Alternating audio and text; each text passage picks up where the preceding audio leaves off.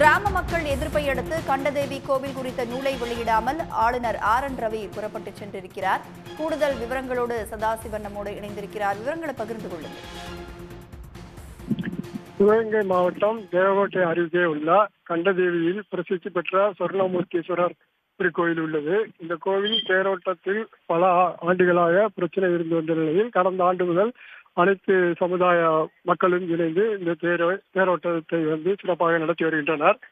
இந்த நிலையில் இன்று தேவகோட்டையில் தனியார் மகாலில் ஏற்பாடு செய்யப்பட்டிருந்த கண்டதேவி திருத்தேரும் சமுதாய நல்லிணக்கமும் என்ற நிகழ்ச்சியில் இந்த தேரோட்டம் குறித்த ஆங்கில நூலை வெளியிடுவதாக தமிழக ஆளுநர் RN ரவி நிகழ்ச்சி ஏற்பாட்டாளர்கள் அழைத்திருந்தனர்.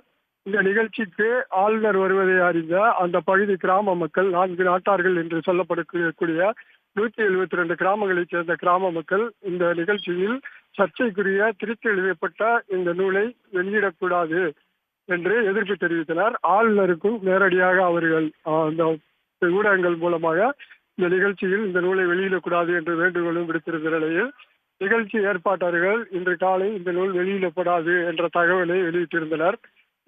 இந்த நிலையில் இன்று மாலை கண்டதேவியில் கோவிலில் தரிசனம் மேற்கொண்ட ஆளுநர் நிகழ்ச்சிக்கு வந்திருந்து கண்டதேவி திருத்தேரோட்டமும் சமுதாய நல்லிணக்கமும் என்ற அந்த நிகழ்ச்சியில் பங்கேற்று சர்ச்சைக்குரிய நூலை வெளியிடாமல் தனது உரை மற்றும் அங்கு உரையாற்றிவிட்டு தற்போது இங்கிருந்து புறப்பட்டு சென்றுள்ளார். கிராம மக்கள் எதிர்ப்பு காரணமாக இந்த நூல் இன்று வெளியிடப்படாமல் வேறொரு நாளுக்கு ஒத்திவைக்கப்பட்டிருக்கிறது.